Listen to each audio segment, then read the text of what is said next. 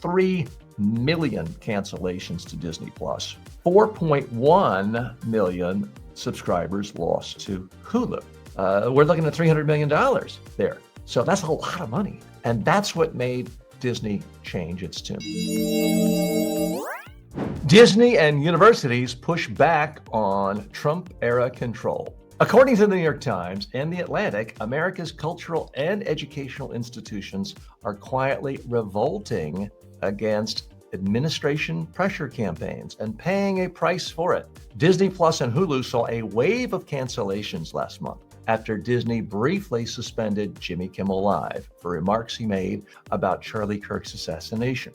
About 3 million Americans canceled Disney Plus and 4 million dropped Hulu in what became a flashpoint over free speech and corporate fear of political retribution. At the same time, most major universities, including Brown, Dartmouth, MIT, Penn, USC, the University of Virginia, Vanderbilt, the University of Arizona, and the University of Texas, were offered a White House plan promising preferential federal funding if they agreed to new ideological conditions. The proposal's most controversial clause required universities to reaffirm that academic freedom is not absolute, and to close or defund departments that punish, belittle, or spark violence against conservative ideas. 8 of the 9 schools rejected or expressed strong opposition. Only the University of Texas hinted at openness and willingness to sign it. From Disney Studios to America's universities, 2 great engines of freedom expression, of free expression, now find themselves in the same fight, resisting a government push to dictate who speaks, what's funny, and what can be taught. Finally, Americans are pushing back against this administration. We see it with all the cancellations of Disney and Hulu. We see it with 8 of 9 major universities saying, no, we're not going to sign an ideological litmus test just to get cash from Washington. Let's dig a little deeper here. These strands, I do think, are connected because it does seem like most of this year, no matter how many barriers were broken by this administration, how many norms were slashed, how many separation of power ideals were shredded, there just wasn't much pushback. And now we are finally seeing some pushback. We obviously heard about people canceling Disney and Hulu a month or so ago when the whole Jimmy Kimmel cancellation thing happened. But now that quantitatively it's come out, 3 million cancellations to Disney Plus, 4.1 million subscribers lost to Hulu.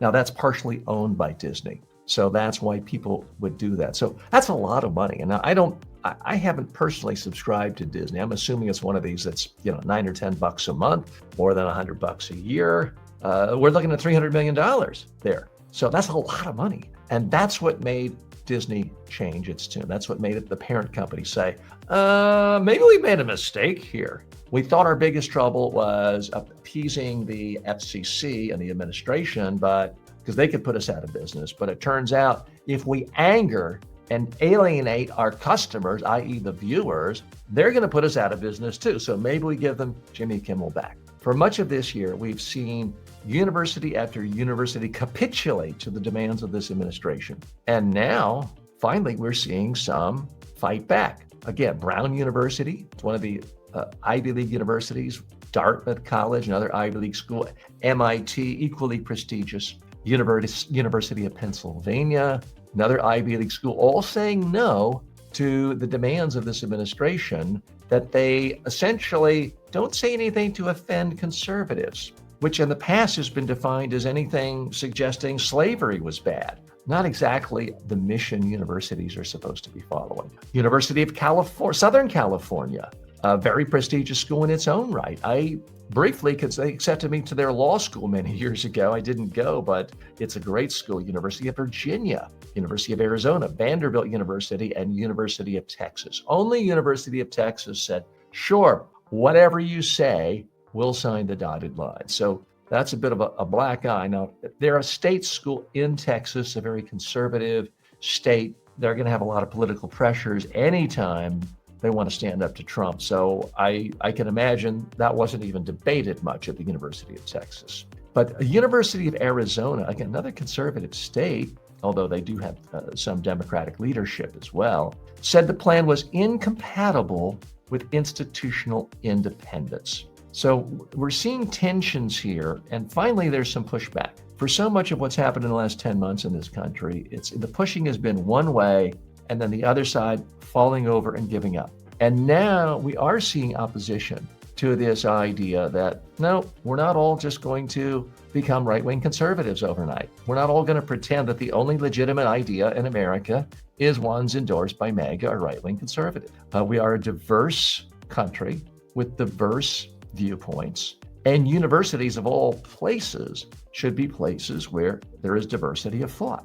Now, there are some conservative critics who say that, these schools need to be held accountable. They need to have essentially affirmative action programs for conservatives. And it's quite ironic given how much conservatives claim they're against affirmative action, but then they want to go down and head count how many professors of sociology or English or anthropology at Harvard University are registered Republicans or Democrats. Think about how outraged they would be if the Democrats in Congress or progressives or liberals said, okay, we demand diversity at every police department. From now on, every police department has to have at least half of their police officers registered Democrats who are very much in favor of gun control. Now, obviously, if you know anything about police departments in America, they tend to skew more on the conservative Republican side of things. Same with fire departments.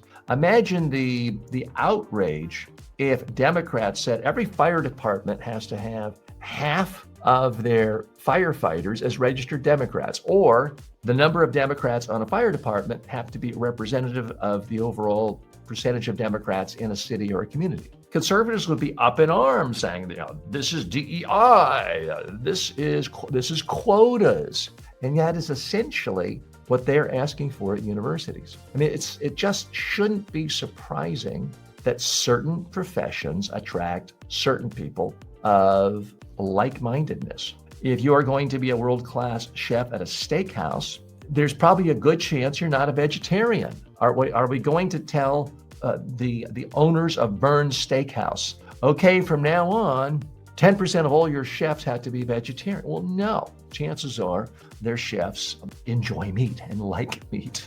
So I'll be keeping an eye on this. I do think this is also tied into what happened this past weekend with the No Kings rally. According to some, the overall number of people protesting could have been as high as 5 or 7 million people. It is, by some measures, the largest public protest since 1970 in the United States.